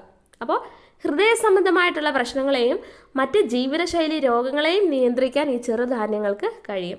അപ്പോൾ പുല്ലുവർഗത്തിൽപ്പെടുന്ന ധാന്യവിളകളാണ് ചെറുധാന്യങ്ങൾ എന്ന് പറയുന്നത്. റാഗി, മണിച്ചോളത്തിൻ്റെ തന്നെയാണ് ജോവർ എന്ന് പറയുന്നത്. പിന്നെ ബാർലി, വരക്, ബജ്റ, തിന. ഇതിനകത്ത് പെട്ടെന്ന് നമുക്ക് റാഗിയും തിനയൊക്കെ പെട്ടെന്ന് അറിയാൻ പറ്റും. ഈ വരകും ബജ്റയൊക്കെ ഓർത്ത് വെക്കണേ. പിന്നെ ജോവർ എന്ന് പറയുന്നതിന് മറ്റൊരു പേരാണ് മണിച്ചോളം. അപ്പോൾ ഈ ഒരു ചാപ്റ്ററിൽ ഇത്രയും കാര്യങ്ങളേ ഉള്ളൂ. ഇനി അടുത്ത നമ്മൾ 3ാമത്തെ ചാപ്റ്റർ തൊഴിൽ വൈവിധ്യങ്ങൾ എന്ന് പറയുന്ന ചാപ്റ്ററാണ് നമ്മൾ നോക്കാൻ പോകുന്നത്. അപ്പോൾ ഇതിനകത്ത് കുറച്ച് ഡെഫിനിഷൻസും കാര്യങ്ങളും ഒക്കെ ഉണ്ട്. അതിന് മുമ്പ് ഇതിനകത്തൊരു കവിത കൊടുത്തിട്ടുണ്ട്. NV കൃഷ്ണവാര്യരുടെ കവിതയാണ് പഠിപ്പ് തീർന്നാൽ. ഇത് ഇമ്പോർട്ടൻ്റ് ആണ് കേട്ടോ. ഈ നമ്മൾ ഇപ്പോൾ ഹിസ്റ്ററിയുടെ സെക്ഷനിലാണെങ്കിലും ഇപ്പോഴത്തെ 10ാം ക്ലാസ്സിൻ്റെ ഹിസ്റ്ററിയിലെ നമുക്കറിയാം ഫസ്റ്റ് ചാപ്റ്ററിൽ ഫസ്റ്റ് കൊടുത്തു കുമാരനാശാൻ്റെ ഒരു പോയം. അത് ഒരുപാട് തവണ ആ വരികൾ ചോദിച്ചിട്ടുണ്ട്. അതുപോലെ തന്നെ ഇമ്പോർട്ടൻ്റ് ആണ് NV കൃഷ്ണവാര്യരുടെ കവിതയാണ് പഠിപ്പ് തീർന്നാൽ. എങ്ങനെയാ? പഠിപ്പ് തീർന്നാൽ പള്ളിക്കൂടം വിട്ട് കഴിഞ്ഞെന്നാൽ പറയുക പിന്നീട് എന്തൊരു പണിക്ക് പോകും നീ എന്ന് തുടങ്ങുന്നതാണ് ആ വരികൾ കേട്ടോ. അപ്പോൾ NV കൃഷ്ണവാര്യരുടേതാണ് പഠിപ്പ് തീർന്നാൽ എന്ന കവിത. ഓർത്തു വെക്കാം. ഇനി 1-2 ഡെഫിനിഷൻസ് ആണ്, നമുക്കതൊന്ന് നോക്കി പോകാം. വരുമാനത്തിനായി ഒരു വ്യക്തി കായികമായോ ഭൗതികമായോ ചെയ്ത പ്രവർത്തനമാണ് തൊഴിലെന്ന് പറയുന്നത്. തൊഴിലിന് പ്രതിഫലമായിട്ട് കൂലിയോ അല്ലെങ്കിൽ ശമ്പളമോ ആണ് ലഭിക്കുക. വ്യക്തികളുടെ പ്രധാന വരുമാന മാർഗ്ഗമാണ് തൊഴിൽ. നമ്മൾ തൊഴിൽ ചെയ്തെങ്കിൽ മാത്രമേ നമുക്ക് എന്ത് ചെയ്യത്തുള്ളൂ? ഉപജീവന മാർഗ്ഗം നമുക്ക് അതിനുള്ള ഫലം കിട്ടത്തുള്ളൂ. അപ്പോൾ തൊഴിലിന് പ്രതിഫലം കിട്ടുന്നത് ഒന്നുകിൽ കൂലിയായിട്ട് അല്ലെങ്കിൽ ശമ്പളമായിട്ട്. സത്യത്തിൽ കൂലിയും ശമ്പളവും രണ്ടാണ്. കരാർ പ്രകാരം സേവനങ്ങൾ നിർവഹിച്ചതിന് തൊഴിലുടമ തൊഴിലാളിക്ക് നൽകുന്ന പ്രതിഫലമാണ് കൂലി. മണിക്കൂറുകളുടെയോ ദിവസത്തിൻ്റെയോ അടിസ്ഥാനത്തിലാണ് കൂലി നിശ്ചയിക്കപ്പെടുന്നത്. എന്നാൽ മാസത്തിൽ കിട്ടുന്ന പ്രതിമാസ അടിസ്ഥാനത്തിൽ ജീവനക്കാർ നിർവഹിക്കുന്ന ജോലിക്ക് തൊഴിലുടമ നൽകുന്ന പ്രതിഫലമാണ് ശമ്പളം എന്ന് പറയുന്നത്. അപ്പോൾ ഈ സേവനങ്ങൾ ചെയ്യുന്നതിന് കരാർ പ്രകാരം മണിക്കൂറുകളുടെ അടിസ്ഥാനത്തിലോ ദിവസത്തിൻ്റെ അടിസ്ഥാനത്തിലോ കിട്ടുന്നതിന് നമ്മൾ കൂലി എന്ന് പറയും. എന്നാൽ പ്രതിമാസ അടിസ്ഥാനത്തിൽ നമുക്ക് കിട്ടുന്ന മാസം തോറും കിട്ടുന്നതിന് എന്തെന്ന് പറയുന്നത്? ശമ്പളം എന്ന് പറയുന്നത്. ഇനി എന്തിനെയാണ് നമ്മൾ വരുമാന സ്രോതസ്സുകൾ എന്ന് പറയുന്നത്? ആസ്തികളിൽ നിന്നോ കൃഷിയിൽ നിന്നോ ബിസിനസ്സിൽ നിന്നോ ബാങ്ക് നിക്ഷേപത്തിൽ നിന്നോ ഒക്കെ എന്ത് ചെയ്യും, വരുമാനം ലഭിക്കും. അപ്പോൾ വരുമാനം ലഭിക്കുന്ന അധ്വാനമോ വസ്തുവകകളോ ആണ് എന്ത്, വരുമാന സ്രോതസ്സുകളെന്ന് പറയുന്നത്. അപ്പോൾ വരുമാനം ലഭിക്കുന്ന അധ്വാനത്തിനെയോ വസ്തുവകകളോ ആണ് എന്തെന്ന് പറയുന്നത്, വരുമാന സ്രോതസ്സുകൾ എന്ന് പറയുന്നത്. വിവിധ രൂപത്തിലുള്ള ധനവിഭവങ്ങളാണ് ആസ്തികൾ. കെട്ടിടങ്ങളാകാം, അത് ആസ്തിയിലാകാം, അല്ലെങ്കിൽ എന്താ വസ്തുവകകൾ, ഇതെല്ലാം ആസ്തിയാണ്. ഇതിൽ നിന്നൊക്കെ നമുക്ക് വരുമാനം കിട്ടുന്നുണ്ടെങ്കിൽ ഇതെല്ലാം നമ്മുടെ ആസ്തികളാണ് അല്ലേ. അപ്പോൾ വരുമാന സ്രോതസ്സുകൾ എന്താണെന്നുള്ളതാണ് നമ്മൾ പറഞ്ഞത്. ഇനി ഇത് ഇമ്പോർട്ടൻ്റ് ആണ് കേട്ടോ. ഓരോ വരുമാന സ്രോതസ്സുകളും ആ വരുമാന സ്രോതസ്സുകളിൽ നിന്ന് ലഭിക്കുന്ന വരുമാനം എന്താണ് എന്നുള്ളത്. ഇപ്പോൾ കൃഷിയിൽ നിന്നാണെങ്കിൽ നമുക്ക് എന്താ വരുമാനമായിട്ട് കിട്ടുന്ന വിളയാണ് അല്ലേ. തൊഴിൽ ചെയ്താൽ നമുക്ക് കൂലിയോ ശമ്പളമോ ആണ് എന്ത് ചെയ്യുന്നത്, അതിൻ്റെ വരുമാനമായിട്ട് ലഭിക്കുന്നത്. ബിസിനസ് ചെയ്താൽ ലാഭമാണ് അതിൻ്റെ വരുമാനം. ബാങ്ക് നിക്ഷേപത്തിൻ്റെ വരുമാനം എന്താ, തീർച്ചയായിട്ടും പലിശയാണ്. ആസ്തികൾ നമ്മൾ പറഞ്ഞല്ലോ, കെട്ടിടങ്ങളോ വസ്തുവകകളോ ഒക്കെയാണ് ആസ്തികൾ, ധനവിഭവങ്ങളാണ് എന്ന്. അപ്പോൾ ആസ്തികൾക്ക് നമുക്ക് വാടക കിട്ടും, എന്ത് ചെയ്യും, കെട്ടിടങ്ങൾക്ക് വാടക കിട്ടും. വസ്തുവകകളാണെങ്കിൽ നമുക്ക് പാട്ടം കിട്ടും. അതാണ് അതിൻ്റെ വരുമാനം എന്ന് പറയുന്നത്. ഓഹരി നിക്ഷേപങ്ങളാണെങ്കിലോ അതിനെന്താ, ലാഭവിഹിതമാണ് എന്ത്, അതിൻ്റെ വരുമാനം എന്ന് പറയുന്നത്. അപ്പോൾ പ്രധാനപ്പെട്ട വരുമാന സ്രോതസ്സുകളാണ് കൃഷി, തൊഴിൽ, ബിസിനസ്, ബാങ്ക് നിക്ഷേപം, ആസ്തികൾ, ഓഹരി നിക്ഷേപങ്ങൾ എന്ന് പറയുന്നത്. ഇതിൽ നിന്ന് നമുക്ക് എന്തൊക്കെ വരുമാനങ്ങൾ ലഭിക്കുന്നു എന്നുള്ളതാണ്. കൃഷിയിൽ നിന്ന് വിള, തൊഴിലിൽ നിന്ന് കൂലിയോ ശമ്പളമോ, ബിസിനസ്സിൽ നിന്ന് നമുക്ക് ലാഭം ലഭിക്കുന്നു, ബാങ്ക് നിക്ഷേപത്തിൽ നിന്ന് നമുക്ക് പലിശ കിട്ടുന്നുണ്ട്, ആസ്തികൾ വാടക അല്ലെങ്കിൽ പാട്ടമാണ്, ഓഹരി നിക്ഷേപത്തിൽ നിന്ന് നമുക്ക് എന്താ കിട്ടുന്നത്, അതിന് ലാഭവിഹിതമാണ് നമുക്ക് ലഭിക്കുന്നത്. ഇനിയും ഈ വ്യക്തിഗത വരുമാനവും കുടുംബ വരുമാനവും എന്നൊക്കെ പറഞ്ഞാൽ എന്താ, നമുക്കറിയാവുന്ന കാര്യങ്ങളാണ് അല്ലേ. തൊഴിലുകളിലൂടെയും തൊഴിലിതര മാർഗങ്ങളിലൂടെയും ഒരു വ്യക്തിക്ക് വരുമാനം ലഭിക്കുന്നു. ഇപ്പം എന്താണ്, ഒരാൾ കൃഷിയായുടെ ജോലി, അതിൽ നിന്ന് അയാൾക്ക് കിട്ടുന്നത് കൂടാതെ ഇപ്പം അയാൾക്ക് ബാങ്ക് ബാങ്ക് നിക്ഷേപം ഉണ്ടെങ്കിൽ അതിൽ നിന്നും അയാൾക്ക് എന്ത് കിട്ടും, തൊഴിൽ കൂടാതുള്ളൊരു വരുമാനമല്ലേ അത്. അപ്പോൾ ഒരു വ്യക്തിക്ക് തൊഴിലിലൂടെയും തൊഴിലിതര മാർഗങ്ങളിലൂടെയും വരുമാനം ലഭിക്കും. ഒരു വ്യക്തിക്ക് ഏതൊക്കെ രീതിയിൽ വരുമാന സ്രോതസ്സുണ്ടോ അതിൽ നിന്ന് എല്ലാത്തിനെയും കൂടെ കിട്ടുന്ന ആകെ വരുമാനത്തിനെ നമ്മൾ എന്തെന്ന് പറയുന്നത്, വ്യക്തിഗത വരുമാനം എന്ന് പറയുന്നത്. ഒരു വ്യക്തിക്ക്, എന്നാൽ ഒരു കുടുംബത്തിൽ ഒന്നിൽ കൂടുതൽ വ്യക്തികളുണ്ടല്ലോ. അപ്പം 4 പേരുണ്ട്, 4 പേർക്ക് ജോലി ഉണ്ടെങ്കിൽ അതെല്ലാം കൂടി ചേരുന്നതാണ് എന്ത്, കുടുംബ വരുമാനം. ഒരു കുടുംബത്തിലെ അംഗങ്ങൾക്കെല്ലാം കൂടി ഒരു നിശ്ചിത കാലയളവിൽ ലഭിക്കുന്ന ആകെ വരുമാനമാണ് കുടുംബ വരുമാനം എന്ന് പറയുന്നത്. അപ്പോൾ വ്യക്തിഗത വരുമാനം എന്താണ്, കുടുംബ വരുമാനം എന്താണ് എന്നൊക്കെ ഉള്ളതാണ് അവിടെ നമ്മൾ കണ്ടത്. ഇനി ഇമ്പോർട്ടൻ്റ് ആണ്, കാർഷിക തൊഴിലുകളുമുണ്ട്, കാർഷികേതര തൊഴിലുകളുമുണ്ട്. ആ പേരിൽ തന്നെ ഉണ്ട്. എന്താണ്, നമ്മുടെ പ്രകൃതിയിൽ ലഭ്യമായിട്ടുള്ള പ്രകൃതി വിഭവങ്ങൾ ഉപയോഗപ്പെടുത്തിക്കൊണ്ടുള്ള കാര്യങ്ങളാണ് എന്ത്, കാർഷിക തൊഴിലുകൾ. പ്രകൃതി വിഭവങ്ങൾ ഉപയോഗപ്പെടുത്തി ഭക്ഷ്യവസ്തുക്കളുടെയും നാരുകളുടെയും ഉൽപ്പാദനത്തിനായി സസ്യങ്ങൾ വളർത്തുക, അല്ലെങ്കിൽ കന്നുകാലി വളർത്തുക, മത്സ്യകൃഷി. നമ്മൾ പ്രകൃതിയോട് ചേർന്ന് എന്ത് ചെയ്യുന്നോ, പ്രകൃതി വിഭവങ്ങൾ ഉപയോഗപ്പെടുത്തിക്കൊണ്ട് എന്ത് ഡയറക്റ്റായിട്ട് ചെയ്യുന്നോ അതെല്ലാം കാർഷിക തൊഴിലുകളാണ്. ഇന്ത്യയുടെ സമ്പദ് വ്യവസ്ഥയിൽ കൃഷി ഒരു പ്രധാന പങ്ക് വഹിക്കുന്നുണ്ട്. 46.5% പേരാണ് ഇന്ത്യയിലെ മൊത്തം തൊഴിലാളികളിൽ കൃഷിയിലും അതുമായിട്ട് ബന്ധപ്പെട്ട അനുബന്ധ പ്രവർത്തനങ്ങളിലും ഏർപ്പെട്ടിരിക്കുന്നത്. അതായത് കാർഷിക തൊഴിലുകളിൽ ഏർപ്പെട്ടിരിക്കുന്നത് എത്ര ശതമാനമാണ്, 46.5%. ഇമ്പോർട്ടൻ്റ് ആണ് കേട്ടോ. ഇനി കാർഷികേതര തൊഴിലുകൾ എന്ന് പറഞ്ഞു കഴിഞ്ഞാൽ എന്താണ്, വ്യാവസായിക അടിസ്ഥാനത്തിൽ ഉൽപ്പന്നങ്ങൾ നിർമ്മിക്കുന്ന തൊഴിലുകളും വിവിധ തരം സേവനങ്ങളും എല്ലാം കാർഷികേതര തൊഴിലുകളിൽ വരുന്നതാണ്. അതായത് കാർഷിക തൊഴിലുകളിൽ ഉൾപ്പെടാത്ത ബാക്കിയെല്ലാം വരുന്നത് എന്തിനകത്തായിരിക്കാം, കാർഷികേതര തൊഴിലുകൾ. വസ്ത്രനിർമ്മാണം, കെട്ടിട നിർമ്മാണം, ബിസിനസ്, ബാങ്കിങ്, അധ്യാപനം, ഗതാഗതം, ഫാക്ടറി തൊഴിലുകൾ, ഇതെല്ലാം കാർഷികേതര തൊഴിലുകൾക്ക് ഉദാഹരണമാണ്. നെൽകൃഷി, മത്സ്യകൃഷിയൊക്കെ എന്താണ്, കാർഷിക തൊഴിലുകളാണ്. കച്ചവടം, കെട്ടിട നിർമ്മാണം, നമ്മൾ പറഞ്ഞു വസ്ത്രനിർമ്മാണം, ഇതെല്ലാം കാർഷികേതര തൊഴിലുകളിലാണ് വരുന്നത്. ഇനിയും എന്തോ ഈ സ്വയം തൊഴിലെന്ന് പറയുന്നത്, ഏതെങ്കിലും ഒരു തൊഴിലുടമയുടെ നിയന്ത്രണത്തിലല്ലാതെ സ്വതന്ത്ര സാമ്പത്തിക പ്രവർത്തനത്തിലൂടെ ഉപജീവനം നടത്തുന്നതിനെയാണ് നമ്മൾ സ്വയം തൊഴിലെന്ന് പറയുന്നത്. നമ്മൾ ആരുടെ അണ്ടറിലല്ല, നമുക്ക് സ്വന്തമായിട്ട് ചെയ്യുന്ന. സ്വയം തൊഴിൽ ഏർപ്പെടുന്ന വ്യക്തി തൻ്റെ സംരംഭത്തിൻ്റെ ഉടമസ്ഥതയും അതേ അവസരത്തിൽ ഒരു തൊഴിലാളിയുടെ എല്ലാ ഉത്തരവാദിത്വവും നിർവഹിക്കുന്നു. ഇപ്പം ഞാൻ സ്വന്തമായിട്ടൊരു സ്വയം തൊഴിൽ ചെയ്യുവാണെങ്കിൽ അവിടുത്തെ തൊഴിലാളി ഉടമയും എല്ലാം ഞാൻ തന്നെ. അപ്പോൾ അതിൻ്റെ എല്ലാ ഉത്തരവാദിത്വവും ഞാൻ തന്നെ ചെയ്യണം. സ്വയം തൊഴിലിൽ വ്യക്തികൾ കൂടുതലും മിക്കപ്പോഴും സ്വയം തൊഴിൽ ചെയ്യുന്ന ഓരോരുത്തരായിട്ടായിരിക്കും. അപ്പോൾ അതിൽ നിന്ന് ലഭിക്കുന്ന വരുമാനത്തിൻ്റെ പൂർണ്ണ അവകാശം എന്താണ്? സ്വയം തൊഴിൽ ചെയ്യുന്ന സംരംഭകർ ആരാണോ അവരായിരിക്കും അതിൻ്റെ പൂർണ്ണ അവകാശി, അല്ലേ? ഇനിയും ഇമ്പോർട്ടൻ്റ് ആണ്, ഇതിനി എത്ര വട്ടം ഇമ്പോർട്ടൻ്റ് ആണെന്ന് പറഞ്ഞാലും എനിക്ക് മതി വരത്തില്ല, അത്രയും ഇമ്പോർട്ടൻ്റ് ആണ്. രാജ്യത്തിൻ്റെ സാമ്പത്തിക വളർച്ചയിൽ സ്വയം തൊഴിൽ സംരംഭങ്ങൾ വഹിക്കുന്ന പങ്ക് വളരെ വലുതാണ്. അതിനായിട്ട് സ്വയം തൊഴിൽ സംരംഭങ്ങൾ പ്രോത്സാഹിപ്പിക്കുന്നതിന് സർക്കാർ വിവിധ പദ്ധതികൾ നടപ്പിലാക്കുന്നുണ്ട്. ആ പദ്ധതികൾ 4 എണ്ണം ഉണ്ട് കേട്ടോ പഠിക്കാൻ. ഇതിപ്പോൾ 3 എണ്ണം നമ്മളിപ്പോൾ എല്ലാം പറയാം. 4 പദ്ധതികളും ആ 4 എണ്ണത്തിൻ്റെ ഗുണഭോക്താക്കൾ ആരൊക്കെയാണെന്നുള്ളത് ഇമ്പോർട്ടൻ്റ് ആണ്. ആദ്യത്തേതാണ് നവജീവൻ പദ്ധതി.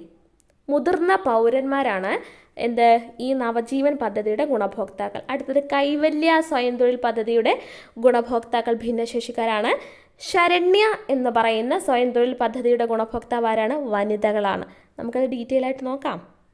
നവജീവൻ പദ്ധതിയുടെ ഗുണഭോക്താവ് മുതിർന്ന പൗരർ, കൈവല്യ ഭിന്നശേഷിക്കാരാണ്, ശരണ്യ പേര് വനിതയുടെ പേരാണല്ലോ, അപ്പോൾ വനിതകൾ, ജീവനം കുറ്റകൃത്യങ്ങൾക്കിരയായി മരണപ്പെടുന്നവരുടെ ആശ്രിതരാണ് ഈ ജീവനം സ്വയം തൊഴിൽ പദ്ധതിയുടെ ഗുണഭോക്താവ്. ഇമ്പോർട്ടൻ്റ് ആണ്.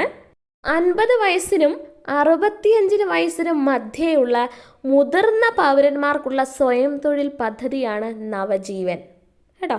50നും 65നും വയസ്സിന് ഇടയിലുള്ള മുതിർന്ന പൗരന്മാർക്കുള്ള സ്വയം തൊഴിൽ പദ്ധതിയാണ് നവജീവൻ. 50നും 65നും വയസ്സിനിടയിലുള്ള മുതിർന്ന പൗരന്മാർക്കുള്ള. അടുത്തത് കൈവല്യ ഭിന്നശേഷിക്കാർക്കുള്ള തൊഴിൽ പുനരധിവാസ പരിപാടിയാണ് കൈവല്യ. 2016 കൈവല്യ പദ്ധതി ആരംഭിച്ചത് കേട്ടോ. ഇത് ഏതൊക്കെ ഏജ് ഗ്രൂപ്പാണ്? 21 വയസ്സിനും 55 വയസ്സിനും ഇടയിൽ പ്രായമുള്ള ഗുണഭോക്താക്കൾക്ക് സ്വയം തൊഴിൽ സംരംഭങ്ങൾക്കായി പലിശരഹിത വായ്പ ഈ കൈവല്യ പദ്ധതിയിലൂടെയാണ് കൊടുത്തു വരുന്നത് കേട്ടോ. അപ്പോൾ ഭിന്നശേഷിക്കാർക്ക് 21നും 55നും വയസ്സിനിടയിലുള്ളവർക്ക് 2016 കൈവല്യ പദ്ധതി വന്നത്. ഇമ്പോർട്ടൻ്റ് ആണ്. ഭിന്നശേഷിക്കാർക്കുള്ള തൊഴിൽ പുനരധിവാസ പദ്ധതിയാണ് കൈവല്യ. അടുത്തത് ശരണ്യ, വനിതകൾക്കുള്ള. സ്ത്രീകൾക്കായി മാത്രം നടപ്പിലാക്കി വരുന്ന സാമൂഹ്യ സുരക്ഷാ പദ്ധതിയാണ് ശരണ്യ. വിവാഹമോചനം നേടിയ വനിതകൾ, പട്ടികവർഗ വിഭാഗത്തിലെ അവിവാഹിതരായിട്ടുള്ള അമ്മമാർ, തൊഴിൽ രഹിതരായ വിധവകൾ, ഭിന്നശേഷിക്കാർ, കിടപ്പിലായ രോഗികളുടെ ഭാര്യമാർ എന്നിവർക്കാണ് ഈ ശരണ്യ പദ്ധതി പ്രകാരമുള്ള ആനുകൂല്യങ്ങൾ ലഭിക്കുന്നത് കേട്ടോ. അപ്പോൾ സ്ത്രീകൾക്കായിട്ട് മാത്രമുള്ള സാമൂഹ്യ സുരക്ഷാ പദ്ധതിയാണ് ശരണ്യ. അടുത്തത് ജീവനം. ഇമ്പോർട്ടൻ്റ് ആണ്. അതിക്രമത്തിന് ഇരയായി ഗുരുതരമായി പരിക്കേറ്റവർ, കുറ്റകൃത്യത്തിന് ഇരയായി കൊല്ലപ്പെട്ടവരുടെ ആശ്രിതരായ ഭാര്യ, ഭർത്താവ്, അവിവാഹിതരായ മകൾ എന്നിവർക്ക് സ്വയം തൊഴിൽ കണ്ടെത്തുന്നതിനായി സാമൂഹ്യനീതി വകുപ്പ് നടപ്പാക്കുന്ന പദ്ധതിയാണ് ജീവനം. അപ്പോൾ നമ്മൾ നവജീവനാണ് സ്റ്റാർട്ട് ചെയ്തത്. അപ്പോൾ എന്താണ് ജീവനം പദ്ധതി? അതിക്രമത്തിനിരയായി ഗുരുതരമായിട്ട് പരിക്കേറ്റവർ, കുറ്റകൃത്യത്തിനിരയായി കൊല്ലപ്പെട്ടവരുടെ ആശ്രിതരായിട്ടുള്ള ഭാര്യ, ഭർത്താവ് അല്ലെങ്കിൽ അവിവാഹിതരായിട്ടുള്ള മകൾ എന്നിവർക്ക് സ്വയം തൊഴിൽ കണ്ടെത്തുന്നതിനായി സാമൂഹ്യനീതി വകുപ്പ് നടപ്പിലാക്കുന്ന പദ്ധതിയാണ് ജീവനം. ഈ 3 ചാപ്റ്ററിലെ പോയിൻറ്റ്സുകളാണ് നമ്മൾ മുഴുവനായിട്ട് ഇതുവരെ ഡിസ്കസ് ചെയ്തത്. അപ്പോൾ നിങ്ങൾ ക്ലാസ് മുഴുവനായിട്ടും കേട്ടിട്ട് അഭിപ്രായങ്ങൾ ദയവേത് നിങ്ങൾ രേഖപ്പെടുത്തുക. പിന്നീട് നമ്മൾ ഇതിൻ്റെ ബാക്കിയുള്ള ക്ലാസ്സുകൾ ഇതേപോലെ തന്നെ ഡീറ്റെയിൽ ആയിട്ട് എക്സ്പ്ലെയിൻ ചെയ്യുന്നതാണ്. അതിന് നിങ്ങളുടെ സപ്പോർട്ട് ദയവേത് എനിക്ക് വേണം, അതില്ലാണ്ട് പറ്റില്ല കേട്ടോ. നമ്മൾ പറയും 100 പേരെ ക്ലാസ് കണ്ടിട്ടുള്ളതെന്നുണ്ടെങ്കിലും ആ 100 പേരിൽ എത്ര % റെസ്പോണ്ട് ചെയ്തു എന്നുള്ളതാണ് എനിക്ക് ബാക്കിയുള്ള ക്ലാസ്സിലോട്ട് പോകാനുള്ള ഒരു എൻകറേജ്മെൻറ്റ് കേട്ടോ. അതാണ് പ്രധാനമായിട്ടും നോക്കുന്നത്. അപ്പോൾ ദയവേത് കൂടെ കാണണം. അപ്പോൾ നിങ്ങളുടെ വിലയേറിയ അഭിപ്രായങ്ങൾക്കായി കാതോർത്തുകൊണ്ട് നിർത്തട്ടെ. നന്ദി, നമസ്കാരം.